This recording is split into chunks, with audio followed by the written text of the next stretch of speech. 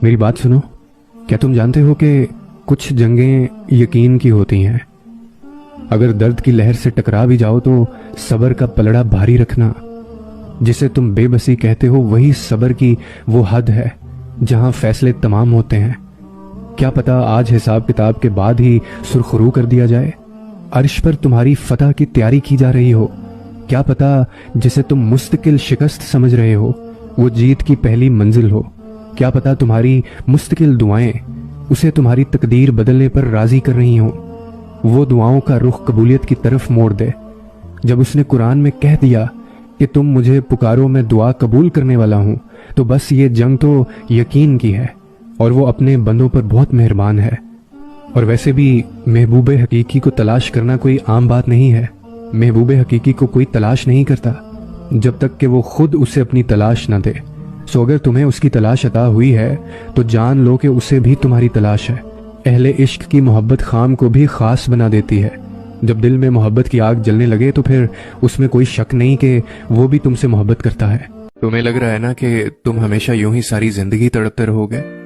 میں تمہیں ایک حقیقت بتاؤں، جس مقام پہ تم ہو اس مقام پہ سبھی کو ایسا لگتا ہے۔ تمہارا خوف ہی تمہیں انسان بناتا ہے، لیکن پھر اس خوف کے باوجود بھی یقین کا انتخاب کرنا تمہیں مومن بناتا ہے۔ اور جانتے ہو معجزے مومنوں کے لیے ہی ہوتے ہیں، ایمان لانے والوں کے لیے ہر اس چیز پر جو دکھائی دے سکتی ہے اور ہر اس چیز پر جو نظر سے باہر ہے۔ تو تمہیں یقین رکھنا ہے، کیونکہ تم سے پہلے جتنے بھی لوگوں نے یقین رکھا تھا اللہ نے ان کے لیے ایسے ایسے کرشمے دکھائے تھے جنہیں صرف پڑھ کر یا سن کر ہی رونگٹے کھڑے ہو جاتے ہیں۔ وہ سب بھی شروع میں چند لمحوں کے لیے گھبرائے تھے، لیکن پھر انہوں نے اس گھبراہٹ کو ختم کر کے یقین کو چنا۔ دیکھو پھر ان کے حسین انجام کو آج پوری کائنات یاد رکھتی ہے۔ اور جانتے ہو اللہ نے وہ کرشمے کیوں قرآن میں لکھے؟ تمہارے لیے، تاکہ تم انہیں پڑھو اور تمہاری امید نہ ٹوٹے، تاکہ تم اس سے نصیحت لو کہ کہانیاں عین اختتام پر بھی بدلی جا سکتی ہیں۔ تو تم نے انہیں پڑھنا ہے اور یاد رکھنا ہے کہ یہی کرشمے تمہارے لیے بھی ہیں۔ اس کے کن پہ کسی ایک کا حق نہیں، اس کا کن سبھی کے لیے برابر ہے۔ اور جب وہ کن فرمائے گا تو یا تمہارا دل پھر جائے گا یا پھر اس کا جس سے تم دل لگائے بیٹھے ہو، یا ہو سکتا ہے تم دونوں کا۔